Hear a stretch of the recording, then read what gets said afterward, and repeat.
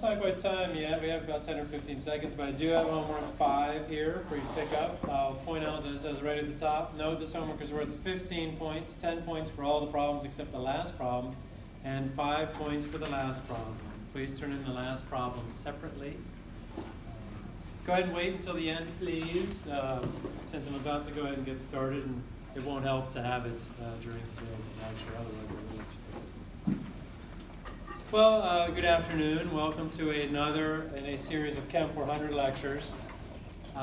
So the exams, I mentioned this morning to those of you who had discussion section, but average was a 112 out of 150, which is a good average. There will be no curve on this exam. And the first exam is a chance to check in and see if you're where you want to be or where you expect to be during class. And if you're not, then, please see me, come to office hours, make a change. I will say this, if anything, the material does get a little harder because there's really not as much review in the next section. But just keep that in mind. Any questions generally about the exam? Specific ones I'm happy to tackle either before or after class, in discussion, lab, or during office hours. But any questions in general about the exam? If not, then we'll continue with new material. If you remember where we left off was we were in the midst of Chapter 5. Chapter 5 is about gases. What we said about gases is their picture of gases is that each of the particles is approximately 10 diameters apart. And so lots of space in the gas phase. That's going to dominate their properties. We'll talk more about that today. What else did we say about gases? Oh, they're moving very fast. And yes, we will talk more about that. We had just done Boyle's law. You don't have to remember the name, but it is P1 V1 equals P2 V2. And what we saw was that pressure and volume are inversely proportional. Now, Charles' law. So again, you don't have to know the name, but there's a simple experiment you can do. We used to do this experiment. It was so boring. It got voted off the Chem 400 islands. Because what it amounted to was you would heat up this this bath, and then you would let it cool, and we would have a little bubble of gas in there, and the gas bubble, the gas bubble is actually this thing. Gas bubble would shrink and grow like 2%. It was hard to see. Anyway, it was a lab that I put in there. I actually love the lab because you got a very nice set of data that you could graph. And it was a practical manifestation that volume and temperature are proportional. It's lovely, right? Just like for lab 2, molarity versus density, linear relationship can't beat it. Well, then you heat it up, the gas bubble grows in size, and here's an actual set of student data from one of those labs. And what we need to know is that for a gas, volume is proportional to temperature. And if they're proportional, you can have a proportionality constant. That constant we'll just call K again, like we did last time. And bringing T over to the other side, volume divided by temperature is always equal to that constant. And that's where we derive the formula, the general formula. V1 over T1 equals V2 over T2. Any of those volume and temperature combinations will be equal to that constant. Okay? And really now we've got the two types of gas laws there are. There's when two things are proportional to each other, they will have a gas law that looks sort of like the scaling factors we've done before for other things that were proportional. And then last time, when the two numbers are multiplied times each other, that's because they're inversely proportional. So P1 V1 equals P2 V2. M1 V1 equals M2 V2. It's really only two types of relationships in Chem 400. Good. Now, if we look at this plot, the plot of the data has height of a gas bubble. We talked about in the actual lab how height is proportional to volume. Focus in on temperature here, temperature in degrees Celsius. Well, one take-home message for gases is that whenever I give you temperature in degrees Celsius, you always convert it to Kelvin. It is always going to work in Kelvin. Every once in a while, something will work in degrees Celsius, not this. And so if we go to the next slide,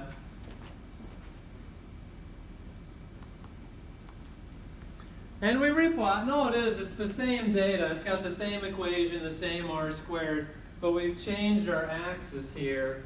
And if we then do what's called extrapolation, extrapolation is when you have your data and you go outside of it. And I know where this is going, by the way, but it's supposed to go, well, it's supposed to go to minus 273.15 degrees Celsius. And what do we call minus 273.15 degrees Celsius? We call it absolute zero.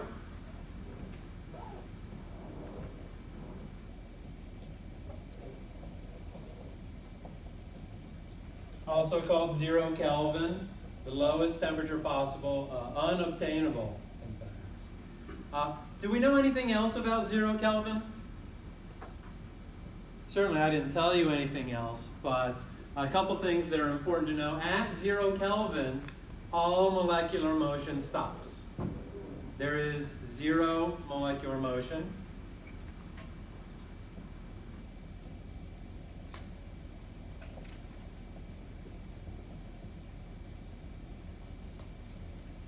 Now, there's two types of energy. There's potential energy and kinetic energy.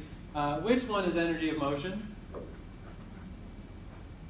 Kinetic energy, absolutely. Kinetic energy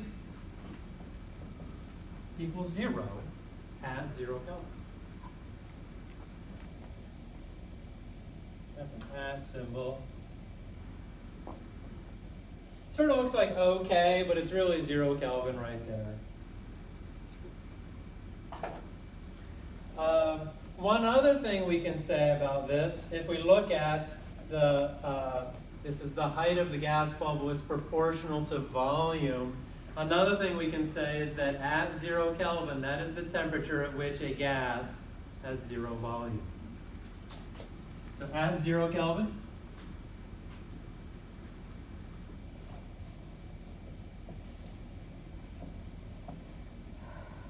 a gas has 0 volume as well. Which means the gas particles have gotten so close together. It is not a practical state. It is sort of a limit because well before, so this is just an air sample, well before you get there, the gases, nitrogen and oxygen, condense into liquids. That's a theoretical organism. Any questions about this? So, temperatures in Kelvin for gases, always better. An example, a gas has a volume of 2.57 liters at 0.00 degrees Celsius. What was the temperature at 2.80 liters? Well, I've got my equation up here.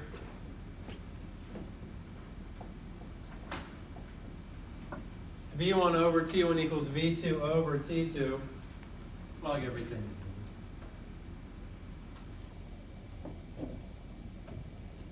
There's a couple different ways to do this. I don't care which way you do it. Personally, I like to plug in numbers. And what that looks like is 2.57 liters, 0 degrees Celsius. Well, I convert that to Kelvin.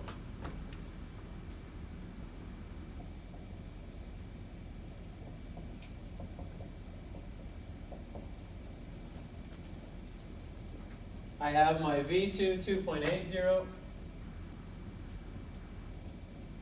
solving for my T2. And then cross multiply, solve, and I get my T2. Well, 297.595, but I'm going to round it to 298 Kelvin.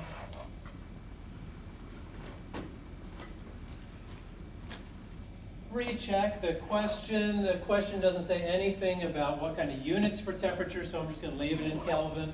298 Kelvin is the answer. Another way to do it, you know that you're looking for T2. You can rearrange all your variables here. So V1 times T2 equals V2 times T1.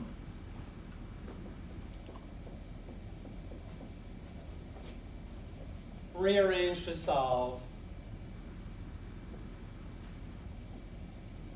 For T2,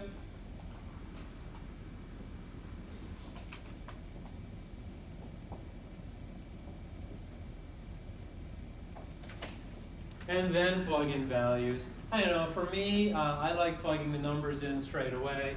I like this little at number tells me these two numbers are related and will be together. Either way it works, and you'll get the same answer. Any questions about that?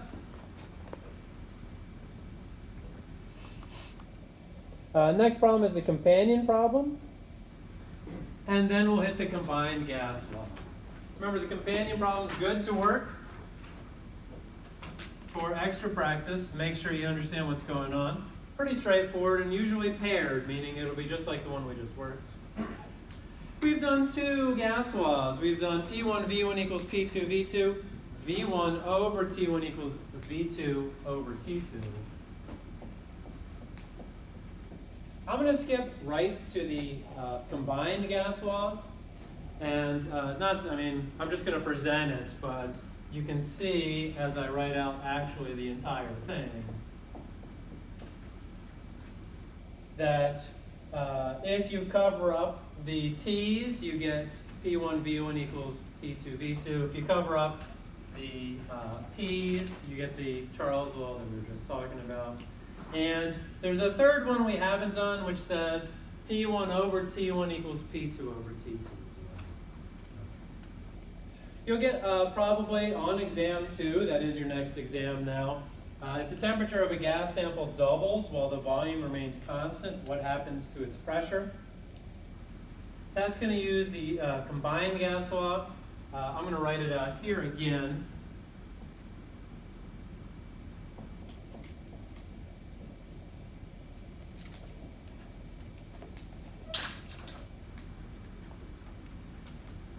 Says if the temperature of a gas sample doubles while the volume remains constant. Well, the key for this for me is volume remains constant.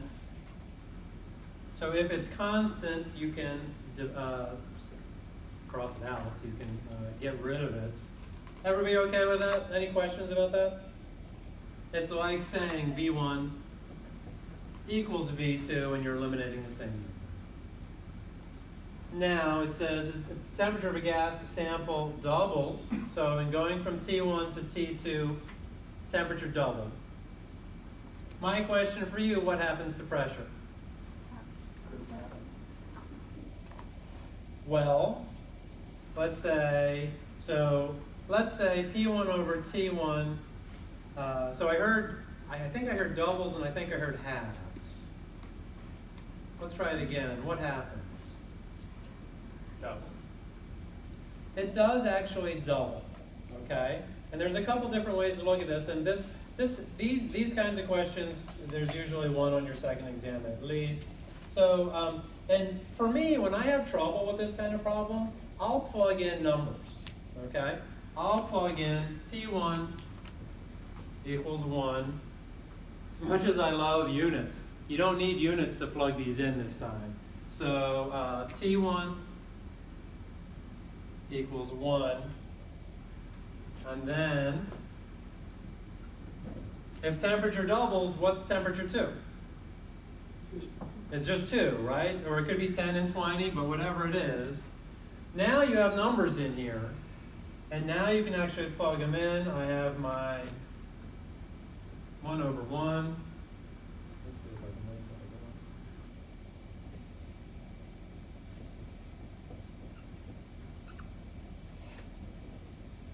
that equals P2 over 2. Now what is P2?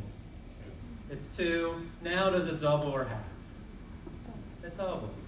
So that's, I mean, when I don't know, like I love numbers. So when I get a problem like this, I will put in sample numbers. And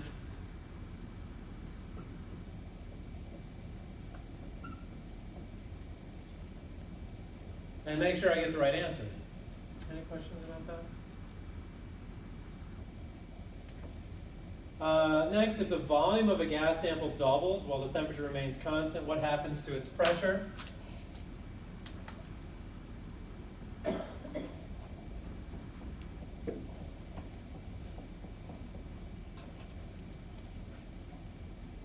Temperature remains constant this time, so we cross it out.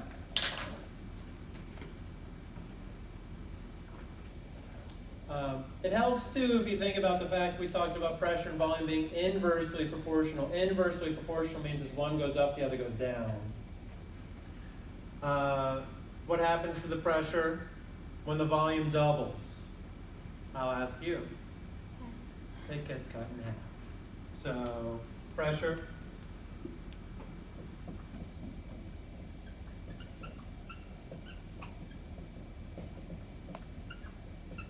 gets cut in half.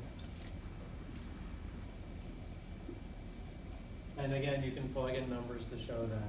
Plug in simple numbers. 1 is your friend mathematically. It is my friend.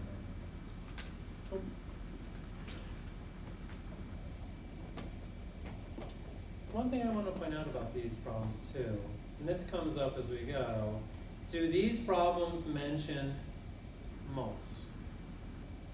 They do not. We're going to have 2 gas laws. One we saw last week in discussion was the ideal gas law. It has moles in it. This one does not. And so for me, it's also helpful to think about putting problems like these. If they don't mention moles, my first idea is that it's going to be combined gas law. If it mentions moles, it's going to be ideal gas law. And speak of the equation devil, there it is, the ideal gas law. By combining the gas laws, we can write a general equation.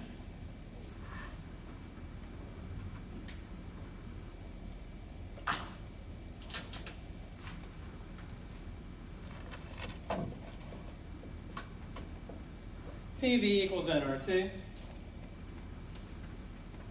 where N is the number of moles of gas, R is called the gas constant. And when P is in atmospheres and V is in liters, this is the number that you'll get. A couple notes on this. Continuing my number system, so the ideal gas law works for any gas.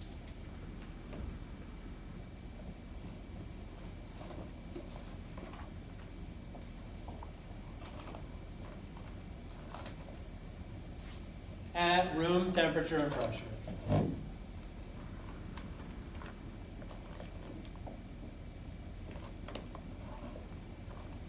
Did I say any gas? I did, because it works for any gas. And in general chemistry, remember, we're trying to find things that are true greater than 90% of the time. Greater than, I think, is this one. Greater than 90% of the time, and this works for all gases. So that is greater than 90%. 6. Also works for any combination of gases.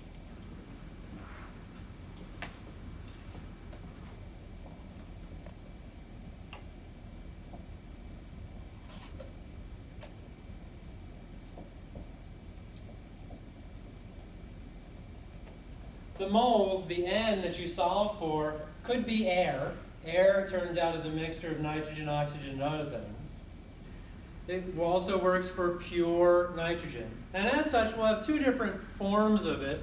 One is the version that you see here, where it's just N, moles of gas, not one of them.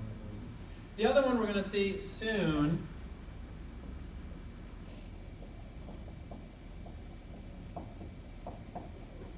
is for a specific gas. And so this would be moles of nitrogen, N2. And this would be pressure of nitrogen. And we're going to assume that most of the time, when you have a pressure of a gas, there are other gases around. And so we're going to give this the term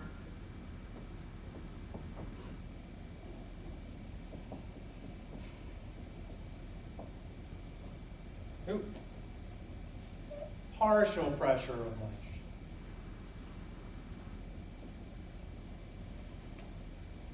It's almost always the partial pressure, because there's almost always a mixture of gases.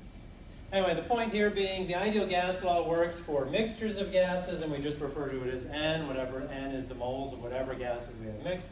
It also works for individual gases.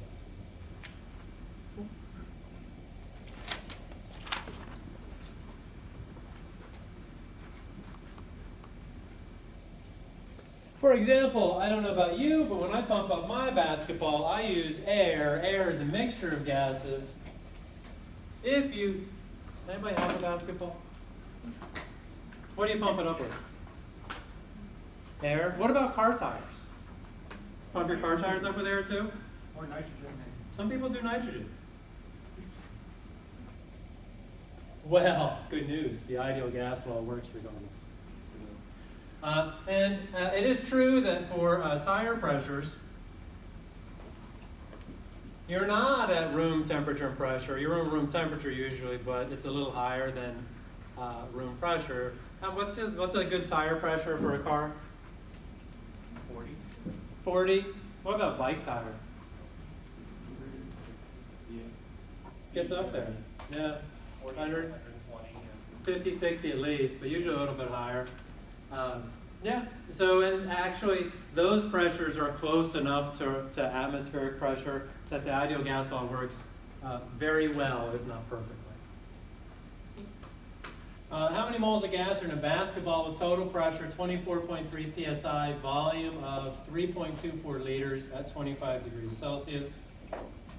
Does it mention moles? Yeah, it's going to be an ideal gas law problem. PV equals nRT. What have I got? Well, again, so sometimes actually for the ideal gas law, I do rearrange it, but you could plug in the numbers, you could rearrange it. We need moles of gas. I'll divide through both sides by RT, my N, my moles. Should be PV over RT. And then I plug in, I have my pressure, 24.3 psi. Well, another trick to doing these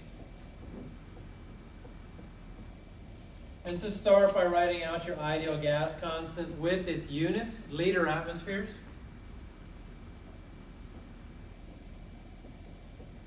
Per mole Kelvin. Then I know that when I have 24.3 psi that I have to convert it to atmospheres before I plug it in.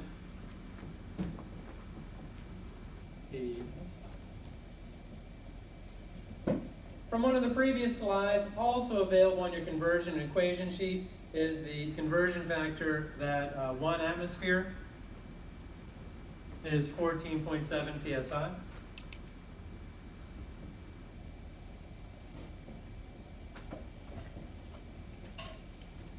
Which one I get 1.65 atmospheres.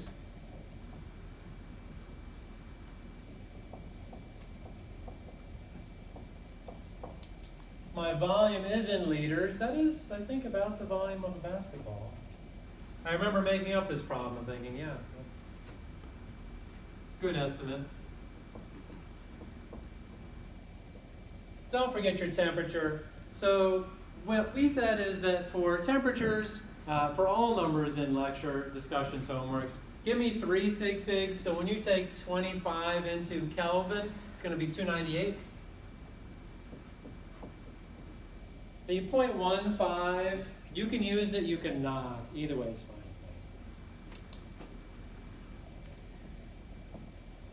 moles of gas that you get, 0.219 moles.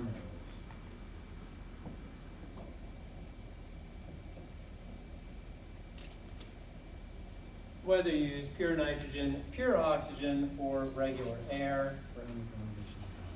Any questions about this?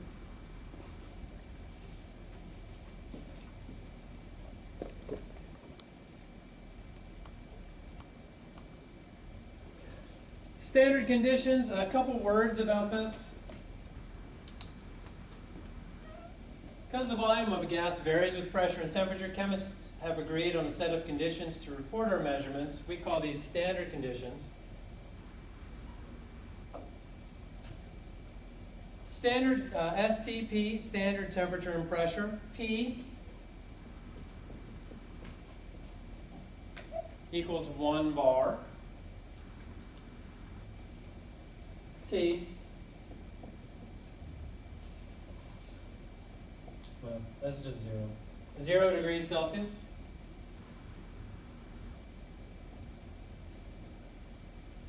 And so if you get a problem that says convert to standard temperature and pressure, or then these are the conditions you'll be going to. It turns out that 1 bar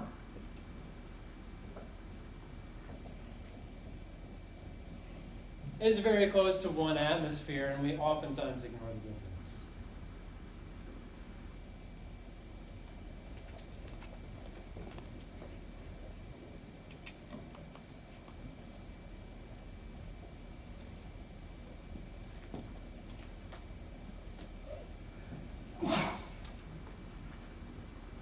For example, a gas occupies 10 liters at 44.1 psi and 27 degrees Celsius. What volume will it occupy at 1 atmosphere and 273 Kelvin?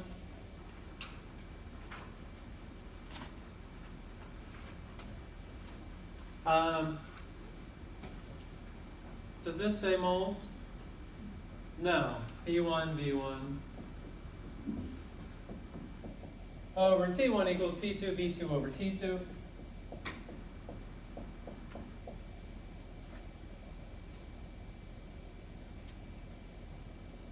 So many numbers. I like to plug them all in. Let's see. I'm noticing that I have a pressure in atmospheres and a pressure in PSI. When you use this equation, it doesn't matter what set of units you use for pressure or volume, as long as they're the same on both sides. Because I'm used to turning everything into atmospheres, I'm going to turn it into atmospheres. We said last time that the ratio was 14.7 psi for 1 atmosphere.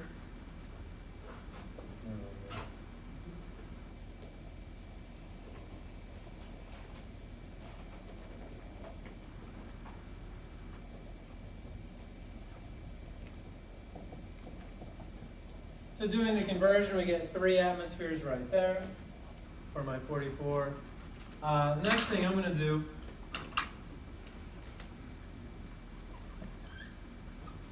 I'll go right into the problem. I'll circle the 3 numbers that are together. I'm going to call those my P1.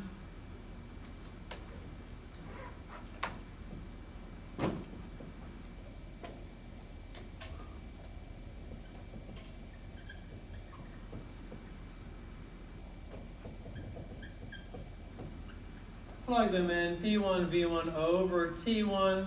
T1 has to be in Kelvin.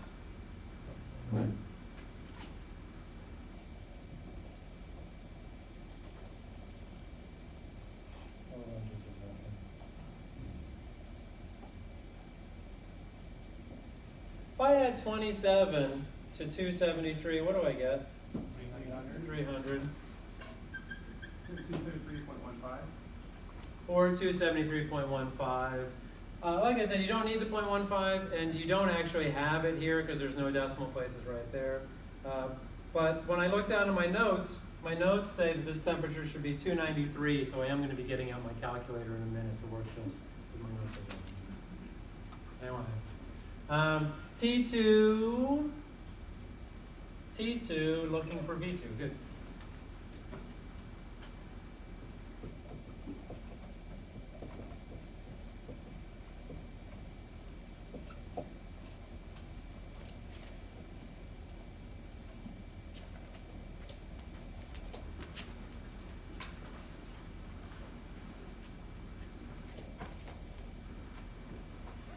Quick thing though, before I do this, I always like to do this. I see that my pressure is going down, and my temperature, it's going down a little bit too, but what's the bigger change?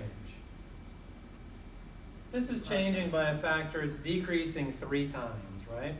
So in general, I'm going to guess that my volume should go up, because as pressure goes down, volume goes up. Won't be perfect, because these numbers aren't there. Because there's a lot of numbers dancing around here.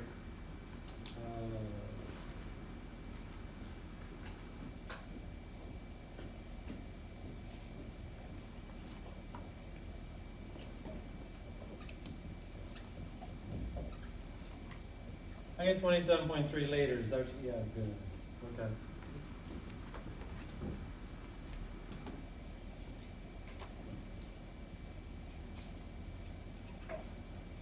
There we go. Anyway, so plug and chug, as you can see. Just a matter of keeping all the numbers, the right numbers together, and rearranging the math correctly.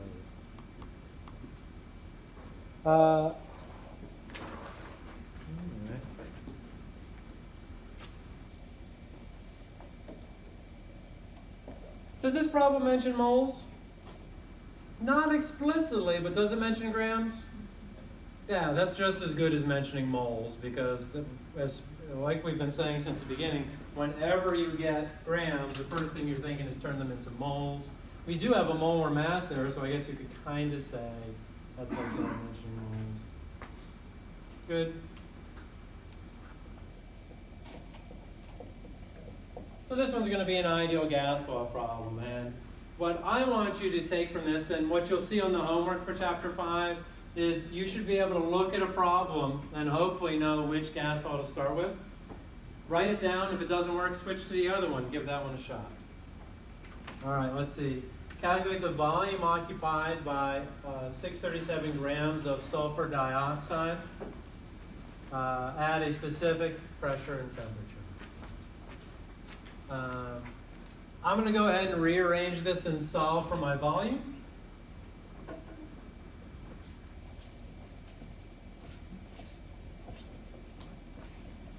Again, you could also plug in all your numbers and solve for it that way. My volume here, well, I don't know how many moles, but I know how many grams.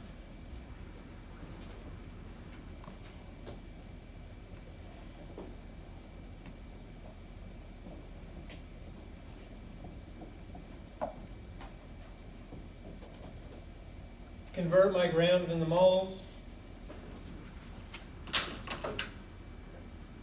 And I get 9.94 moles.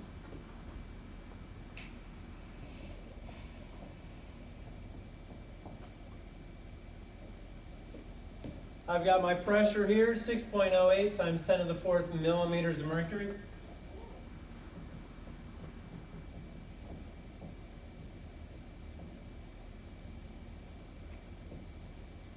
As you do your homework, make sure you recognize which pressure conversions are on your conversion equation sheet.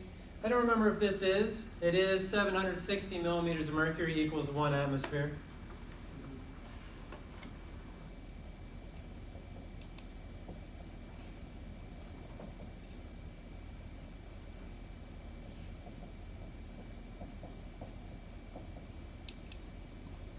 I get 80 atmospheres. I'm going to keep 3 sig figs. I'm keeping it in scientific notation. 8.00 times 10 to the 1. My temperature here is negative, and you talk about degrees Celsius. Turns out that that's 250 Kelvin. Everything's in the proper units. Now we can plug everything in.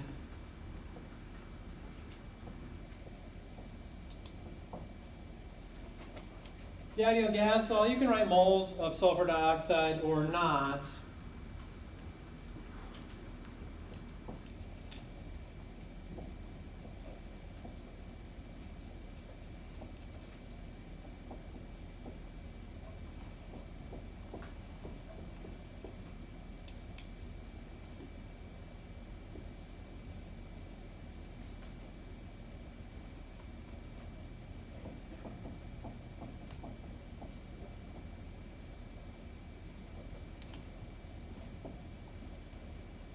And then it's plug and chug. Lots of unit conversions, find the right equation, the ideal gas law, and I get 2.55 liters. Pretty straightforward. Any questions about that?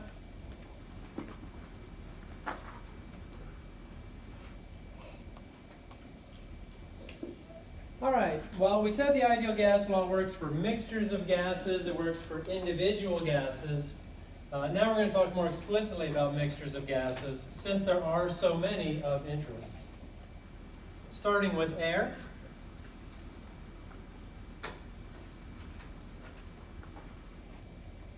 When gases are mixed together, their molecules behave independently of each other. All the gases in the mixture have the same volume and all completely fill the container.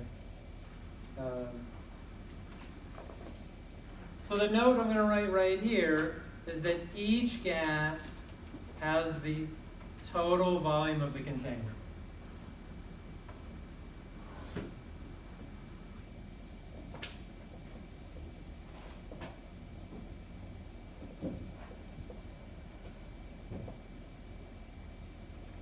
And we talked a little bit about this last time. I know it was a week ago, so it's hard for me to remember, let alone you guys.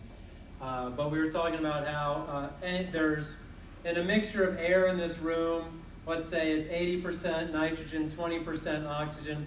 All of the oxygen is uniformly distributed about this room, which is good because we never have trouble breathing because all the oxygen went up into that corner.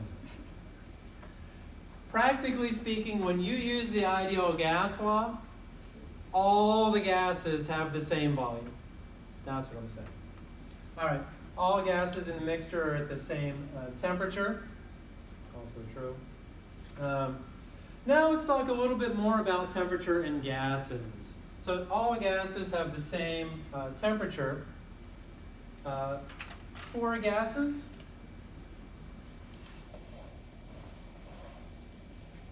temperature is proportional to kinetic energy.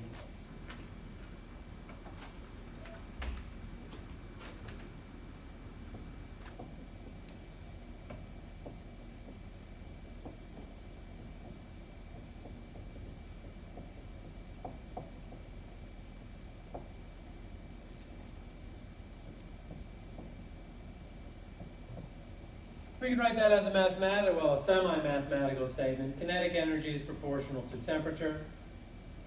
We'll have a lot more to say about this, but I'm going to make one addition to this.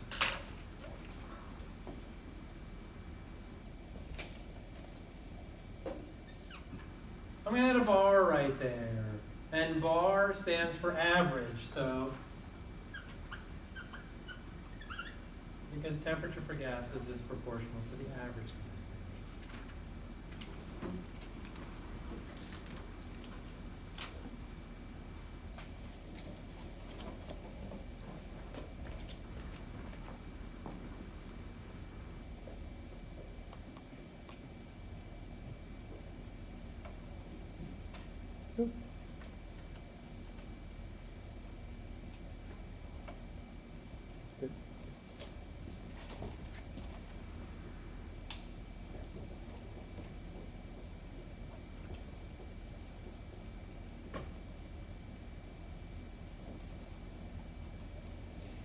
So therefore, in certain applications, the mixture can be thought of as one gas. Here's the composition of dry air. So dry air just means that all the water vapor has been removed. So you don't see water vapor on this list. We saw it's been relatively humid the last couple days. I don't know if you've noticed that. Did it rain? How many people heard about the tornado warning? Anybody see anything that resembled a tornado, or they had a video? It was a dirt devil. Yeah. No trees were uprooted, it wasn't planted. I agree. Although I was worried at the time.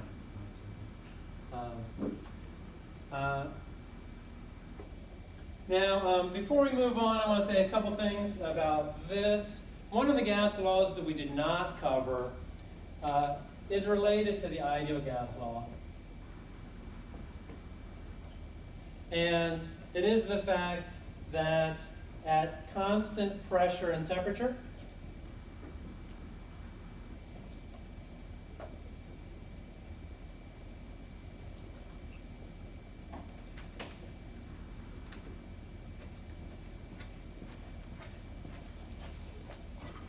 Volume is proportional to number of moles.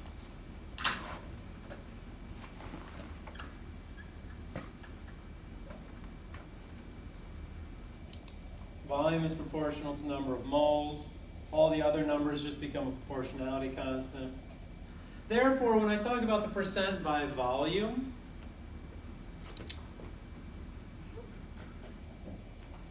percent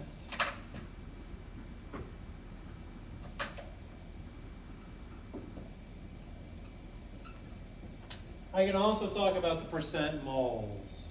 And for example, in air, the percent moles are 78% nitrogen, 21%, et cetera, et cetera. And there are other gases here, but these are the four main ones.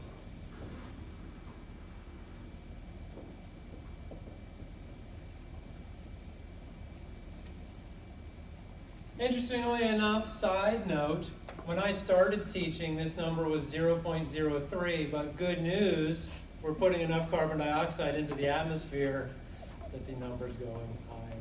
Well, I don't know if that's good news or not, but last thing I want to do here is change the percents into fractions. Fraction of moles.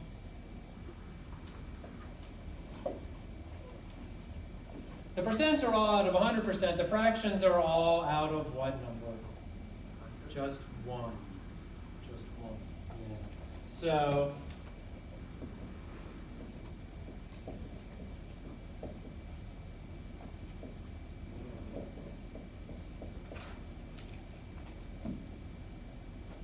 and there's a definite relationship there. We've got, and so, because we're going to talk about fraction of moles, we're going to call it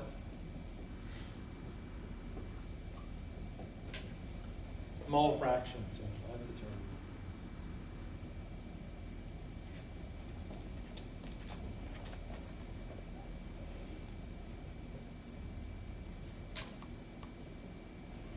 Now let's talk about Dalton's law of partial pressures.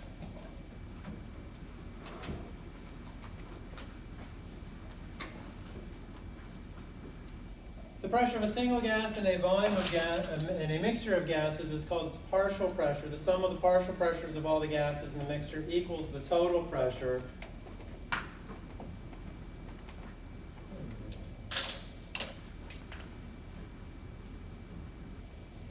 P sub T, where that stands for total pressure.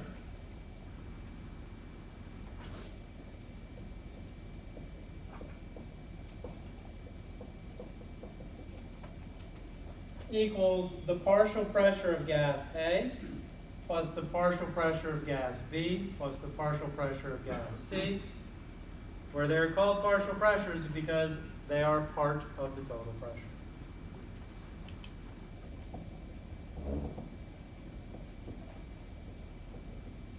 For example, dry air, total pressure, part P sub T.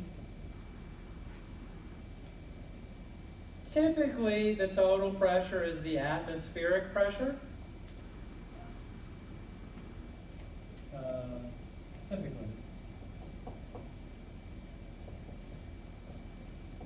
Sometimes also called the external pressure. We have a couple different names for this, but they all end up being the total pressures.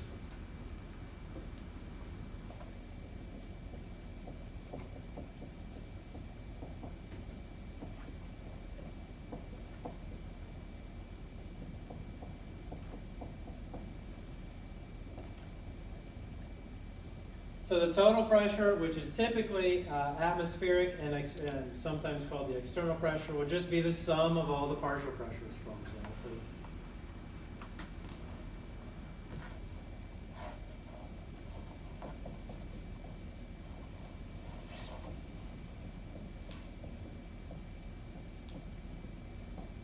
Or I'll write it again. P sub N2 is the partial pressure of nitrogen gas. Okay.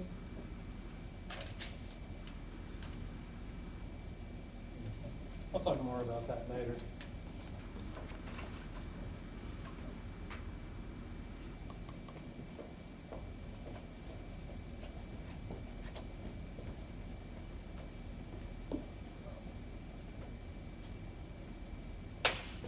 The partial pressure of any one gas, P sub A, is equal to its mole fraction times the total pressure.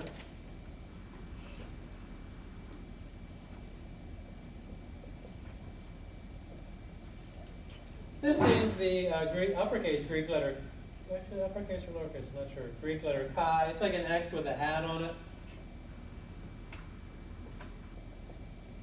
What this says is that the partial pressure of any one gas, P sub A, is equal to its mole fraction, chi A, times the total pressure.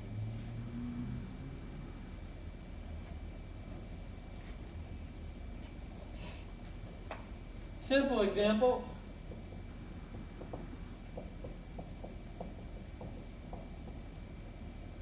Let's suppose that the total pressure is 1.00 atmospheres.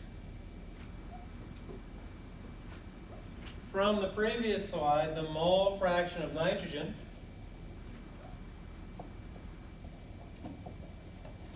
chi N2, mole fraction of nitrogen,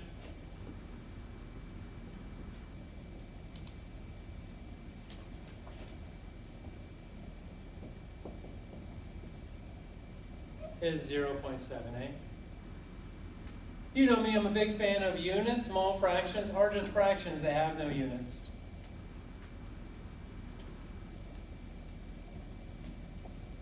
But the partial pressure of nitrogen will have units that come from the total pressure. Just multiply these two numbers together.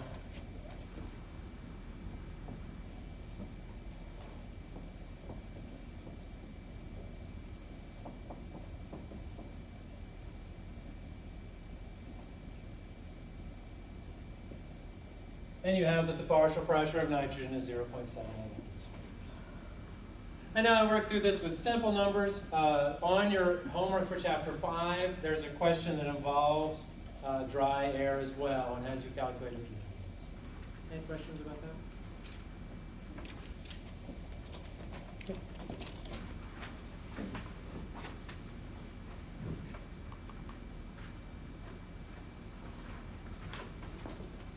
Determine the mass. Next example, determine the mass of argon in a mixture of helium, neon, and argon with partial pressure of helium given, partial pressure of neon given, and total pressure given.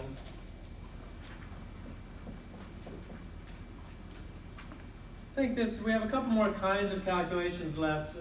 This one, again, I give you so many numbers. There's only one you don't know, and you have to find that one. Although it is true, you have to figure out what equation to use.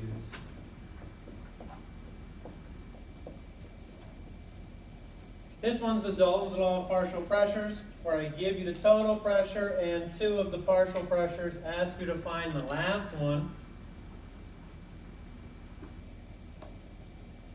And then we have more work to do.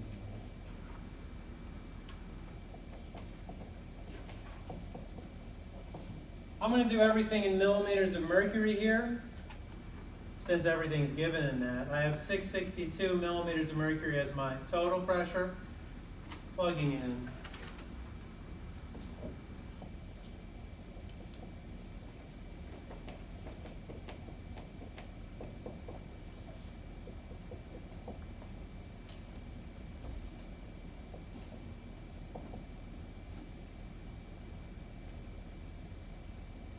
My partial pressure of argon, 209 millimeters of mercury.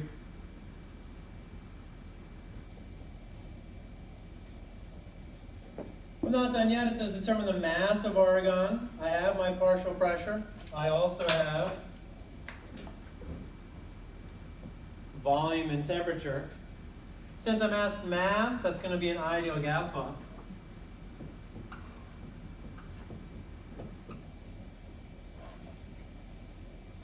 You can write it like this. you can write it, personalize it, if you will, for argon. You're going to get the same answer no matter what. I got some, what am I looking for? Mass. So I'm going to solve this for moles.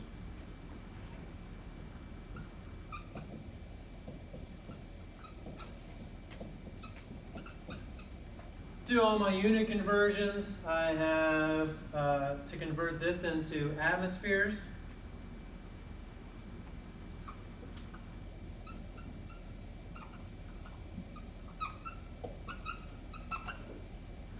There are 760 millimeters of mercury in 1 atmosphere.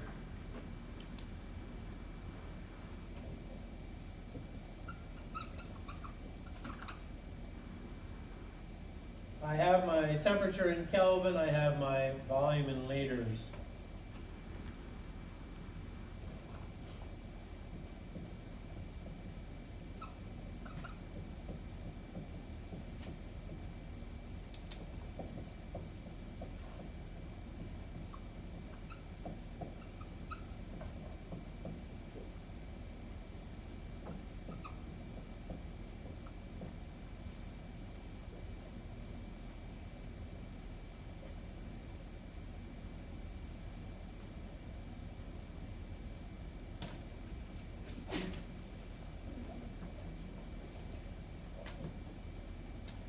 Let's see, I get 0.0112 moles.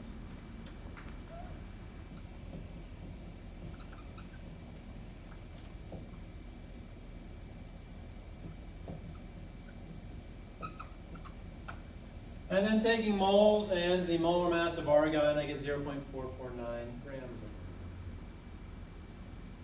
Nothing new in the mole to gram conversion, so I'll just show you these. Questions on that, please? So now we're up to 3 equations, really. There's combined gas law, ideal gas law, and partial pressures. So many different combinations. Oop, let me advance the slide.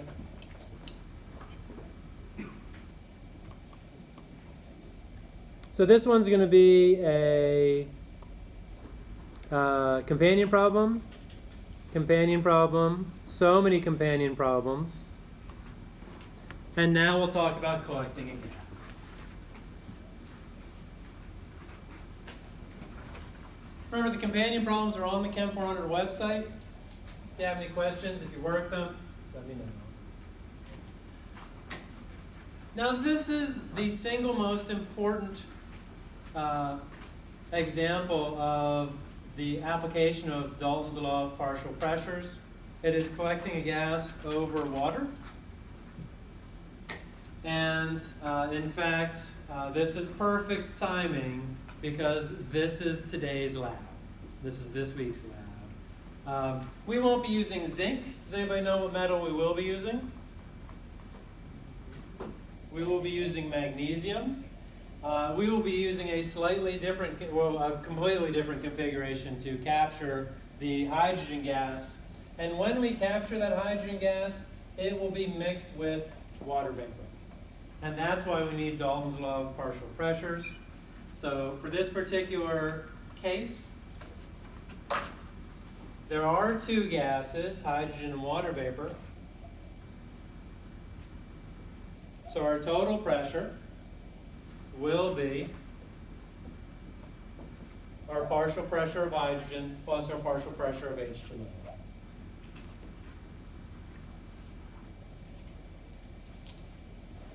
Are you comfortable with the fact that H2O is a gas? We're used to it being liquid. True enough, I am too. Sometimes, though, just to drive home the point, I mean, it has a pressure, so maybe we know it's a gas. But you can write gas there, it doesn't matter. It is a gas, though, and some of this water evaporates. That's where the H2O gas comes from. That's where the water vapor comes from. Can we stop and think for a minute? I know it was a week ago, but this particular setup where we have water and then a column of water and then some sort, well, we had a vacuum in an actual barometer, but does this vaguely look like the same setup as a barometer. It does. Barometers, though, have what fluid here? Mercury. This is water, and we said that water and heights of water, because water is 13.6 times less dense, you would need a 30-foot column of water to get the pressure for the atmosphere. That's one difference. This is water. The other difference is there's not a vacuum here. Okay? And we know what the pressure is. But there's some analogies. The atmosphere is pressing down here.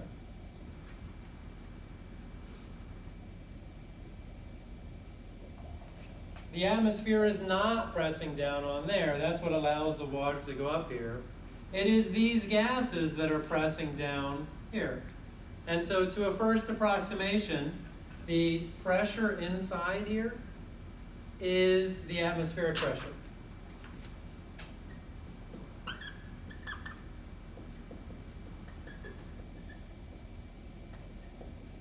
To a first approximation,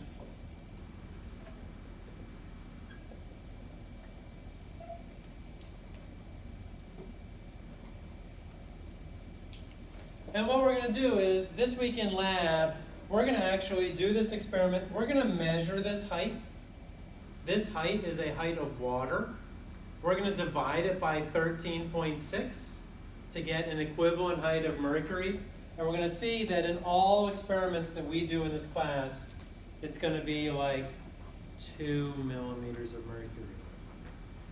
And do you remember what atmospheric pressure is in millimeters of mercury? 760. So 2 millimeters, 3 millimeters of mercury, who cares? And so in exams, homeworks, quizzes, if it comes up, then we will say that the atmospheric pressure does equal these. To a first approximation, it's a very good approximation.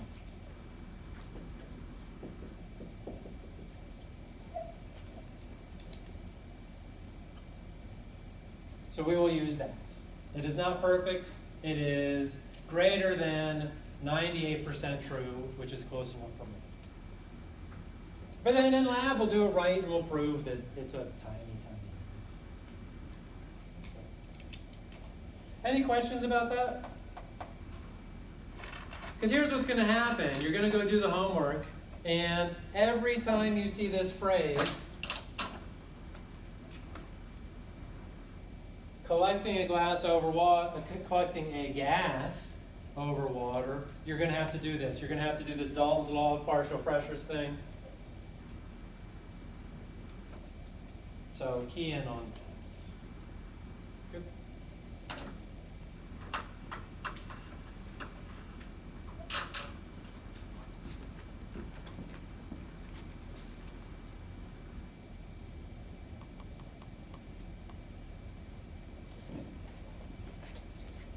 Now this table is one of the conversion equation sheets is on the second one, which you'll have for the second exam.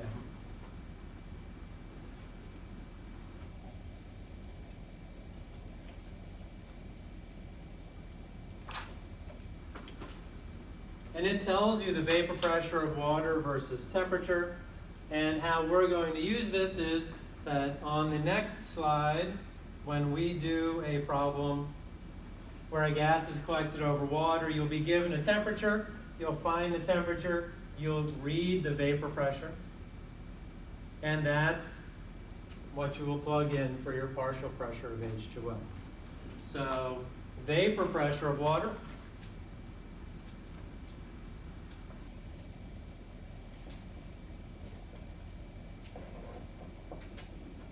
is the partial pressure of H2O for gases collected over water.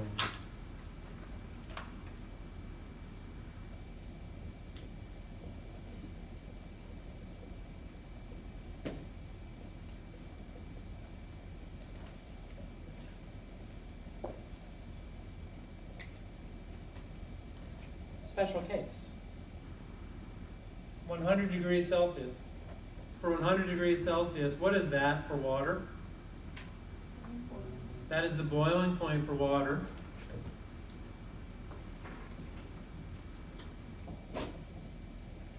And the boiling point, this is general, this is for any material, but we're talking about water for it specifically. The boiling point is defined as when the vapor pressure equals atmospheric pressure.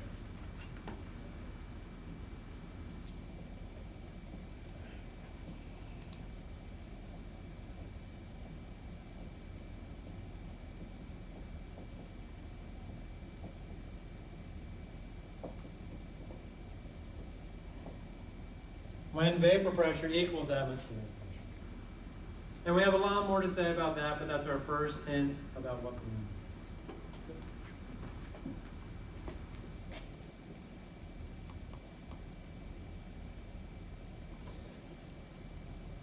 In our first example, 1.02 liters of oxygen collected over water of 293 with a total pressure of 755. Find the mass of O2. Let's at least get us started on this.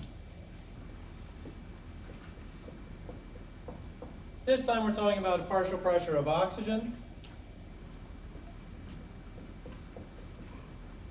collected over water.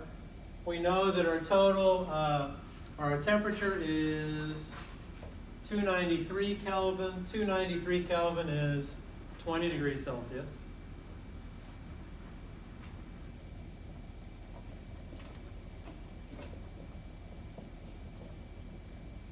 So our partial pressure of H2O is 17.55 millimeters of mercury.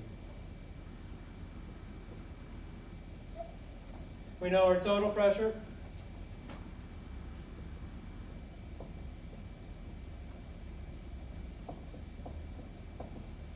We can solve for our partial pressure.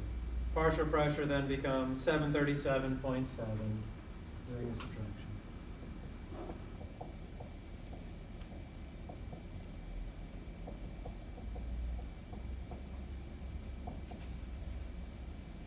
$737.7, if you do the subtraction, we always go for 3 sig figs, 738 would be fine.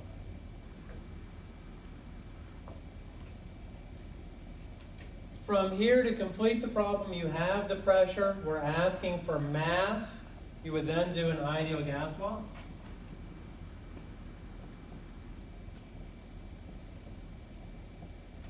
The ideal gas law works for all gases. In this case, we're personalizing it to oxygen. And then molar mass. To find grams. Any questions about that particular problem or collecting a gas over water?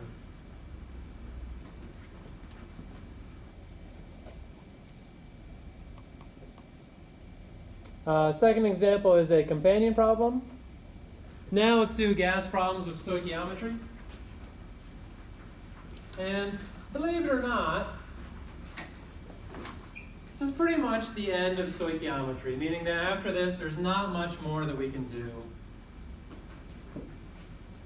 And what I'd like to do is recap all of the stoichiometry you can do. And I think I've done a little bit of this already. Now, the only way you can ever convert anything from moles of some substance to moles of something else, you need a balanced reaction.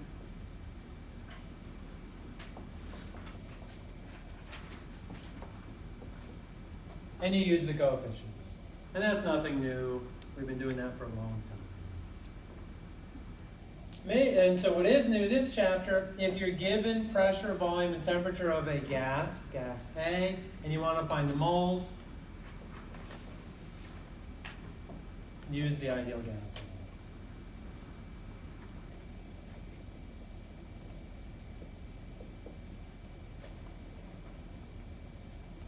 And that's for gases.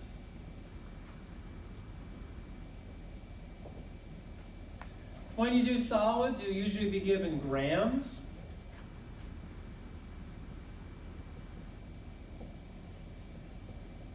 Use the molar mass to convert it into moles. Still going through this balanced reaction where you use the ratio of the coefficients.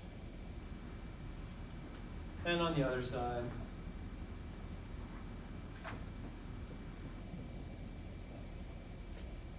And I guess to complete my little chart here, grams of A and grams of solid B.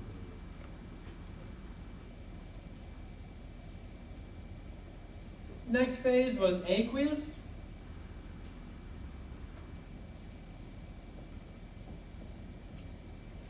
Where we would be given milliliters and molarity. So I'll put aqueous over here.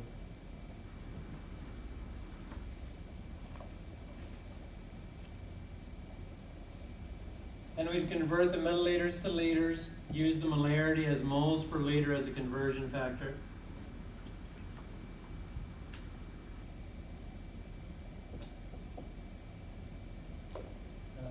Milliliters and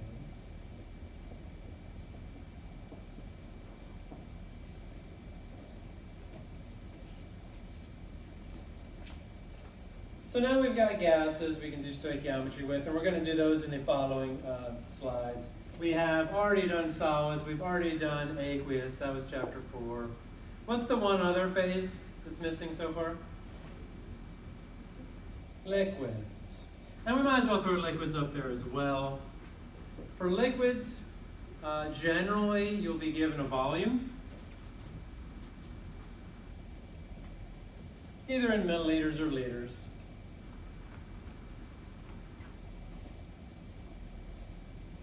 And to find moles, you need two things. You need the density of the liquid, and you need the molar mass.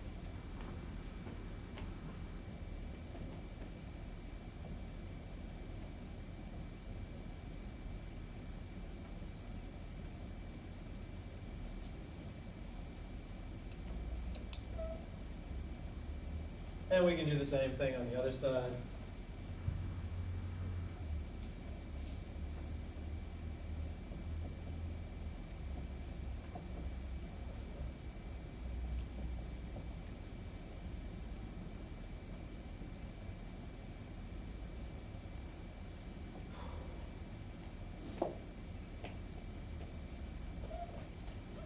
Density and molar mass. Good. Any questions about that?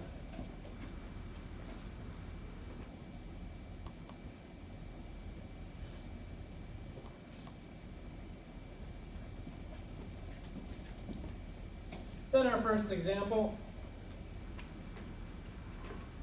What volume of hydrogen is needed to make 35.7 grams of methanol, at 738 millimeters of mercury and 355 Kelvin? So we have grams of methanol in this case. We're going to convert that to moles of methanol. Use our balanced reaction to get to moles of hydrogen. And then we have pressure, volume. Let's see, we have pressure and temperature, so we can find our volume.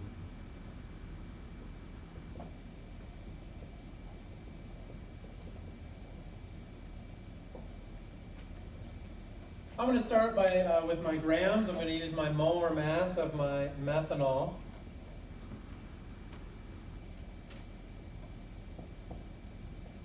(32.04 grams of methanol per mole.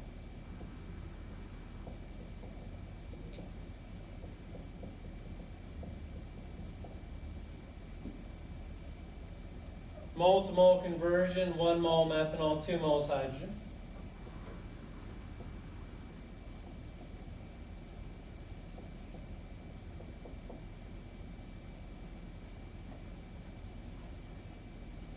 And then there's another step.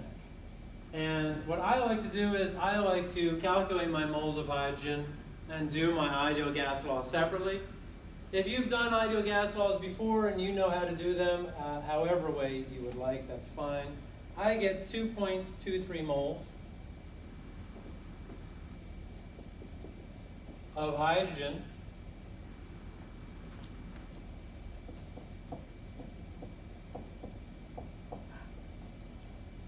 and then I plug it into my ideal gas law.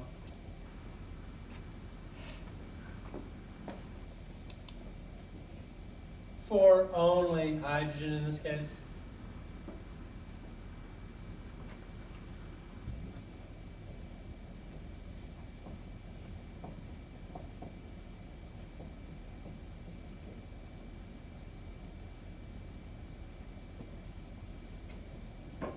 I've got my moles, I've got my pressure, I've got my temperature.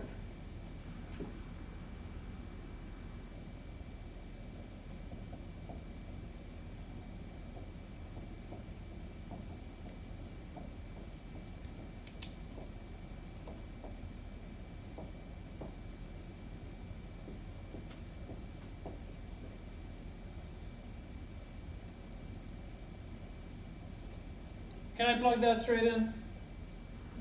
No, got to do unit conversion. My atmospheres tells me that.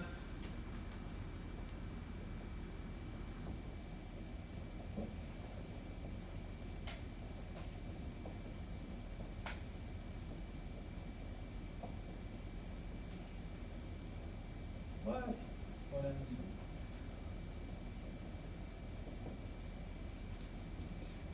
A little less than 1 is what I should get here, and I do. I get 0.971.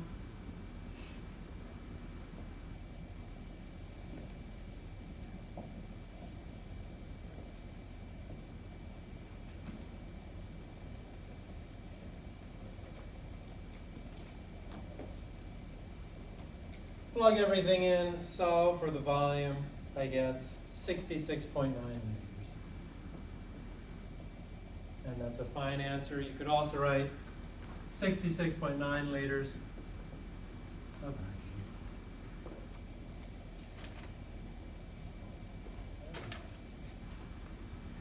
So what you'll do now, believe it or not, we're not finished with the lecture because it's not 1:50 yet, but we're finished with all the calculations. And when I come over here to the homework 5, wow, heavy. 8 pages. Oh, we're getting there. You'll see that there's no lack of practice on these different types of calculations. And we still have a couple more, we still have a number of things to do. But we're finished with the calculations, at least the different kinds of calculations. So in the meantime, we'll give you another companion problem. That's going to be on page 41. And 42. And now we'll talk for a couple minutes about the kinetic molecular theory of gases.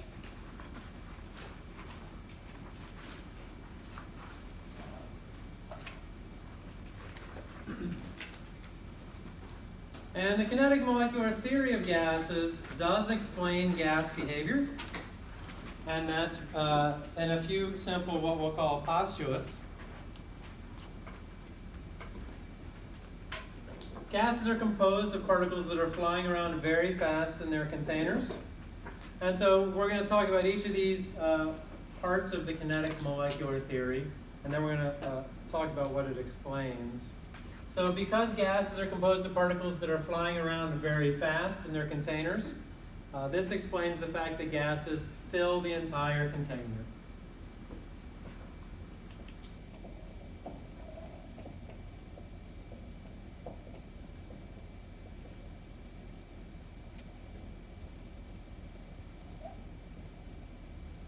And the fact that gases, so for example, if I were to bring a nice hot bowl of popcorn into this room, could you smell it? Yeah, because I introduced a gas substance. I don't know exactly what the smell of popcorn, what the molecules are made out of, but they enter the gas phase and then they fly around very fast until everywhere in this room it's equal. Bodie? What about gases that are heavier? Would they layer? Like, What about gases that are heavier? wouldn't oxygen be over CO2 or oxygen over argon? Great question. So, for example, so maybe what we need to do is get a ladder and we'll send somebody up it to breathe and we'll see if there's oxygen up there. And so maybe there's less. And it will turn out, and if you've ever done the experiment, either if you've seen liquid nitrogen or dry ice, which is solid carbon dioxide, you'll actually see them come out of the container and go down. That's because they're colder. Right? Once they warm up to room temperature, they will fill the entire room completely. So no, so it's a good question, but all of the gases fill the room equally and entirely. And I mean, I guess if I were to say, okay, this is chemistry 400, right? And in chemistry 400, we present material that is 90+% true, right? That's my stamp of approval on stuff that I talk about. And if I were to say, okay, if I look at the density of oxygen and nitrogen, could I measure any difference in density? The answer would be no. Theoretically, would there be because one is heavier than the other? Functionally, no. Maybe in the 9th decimal place. So we won't talk about that. It's a good question, but no, there's no difference for the gases. And we will see, let me say one other thing, because when we talk about gases and the fact that we're talking about ideal gases, we will see, and I think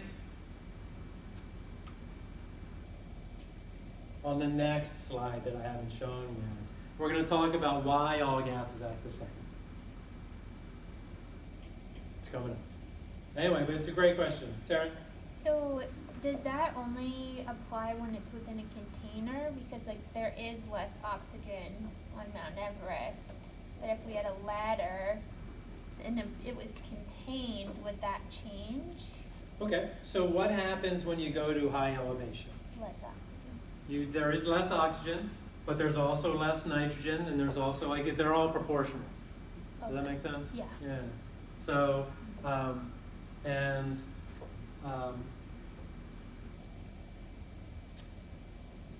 right, there is less gas at higher elevation, but not due to density differences. Okay. Good questions. Any other questions? All right. So gases fill the entire container. Functionally, that's not just 99% true. That's at least 99.999% true. And that's well above my pay grade for figuring it out. All right, the size of a particle is negligible compared to the volume of the gas. So we'll give a couple of examples of this, and then we'll give one example at least. Oh, there might be a cliffhanger, because I may not get to tell you why all gases are treated equally. But for argon gas,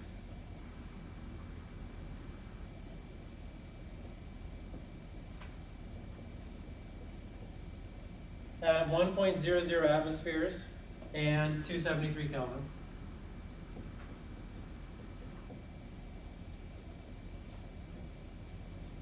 .01% of the volume of a gas is taken by the argon atoms.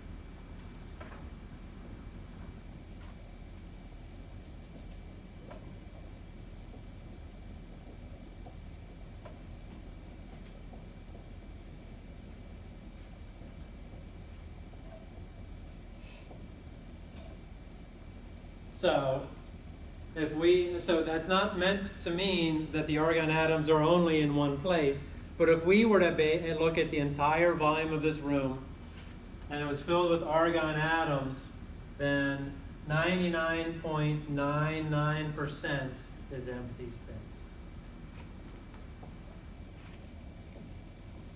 Like the space between the atoms moving around. The space between the atoms moving around. Yes. Well put. Do they ever run into each other? Hold on. Do they ever run into each other? All the time. And we will talk about that next time. We are out of time for today. They run into each other, and we talk actually, the next slide talks about collisions, and the next slide after that talks about average kinetic energy. So we're halfway there. Cliffhanger till Wednesday. Good questions, Bodie, Karen, everyone. We'll start lab in about 10 minutes. Let me close up shop here. If I can answer any questions while I'm doing that, please come on up. Don't forget to pick up homework 5 if you haven't already. See what you're up against. Homework 5 is not due in 2 days, it is due in 9 days. We should finish chapter 5 on Wednesday, and then you'll have a whole week to do it.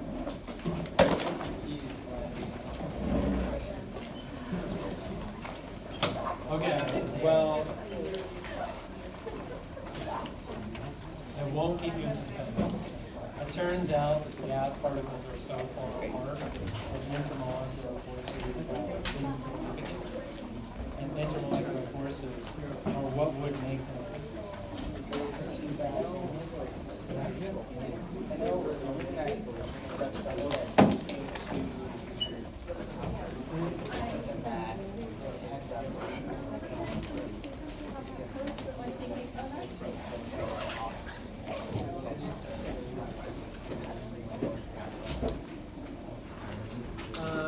I know like CO2 like also flying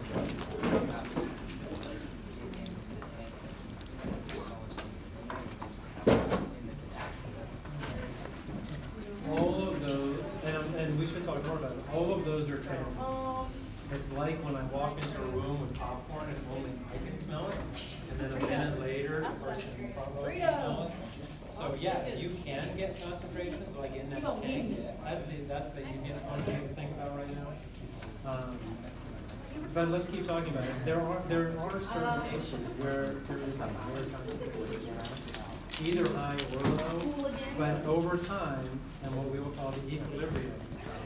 That makes more sense. It's not like it's automatic, right? So then is there different concentrations of the atmospheric gas around the globe? Like is there like pockets of nitrogen, pockets of carbon dioxide? Or is it all equalized? You know, so have you ever seen the plot of CO2? Yeah. If you look at the plot of CO2 over time, it goes like this. And I don't understand why that is, but certainly the concentrations change over time, even though like the power plants don't change how much CO2 is making. Like I don't understand that, but I know that given a chance, all gases will mix completely. Yeah, but are there concentrations? Like is it like the South Pole is like more nitrogen? You know? There used to be ozone holes in the atmosphere where there was no ozone in some places and more ozone in others. So yeah, I think it's totally possible. But I think they're all transients. They're all temporary things. And if thing, anyway, but we'll have to, like, Whenever you're talking about something like that large of scale, like it's like you would think all the transients would go away. yeah, because sometimes it would take a long time for all that to equalize. So like it would be important though. Well, think of it this way, or one way that I can think about it is, like, it doesn't make any sense to me why there's wind, because you'd think everything would have equalized by now. But that's related to this, what? I guess that doesn't make sense. Well, and then it's like, well, now you have to think about the sun on half, warming up half of the atmosphere. So we're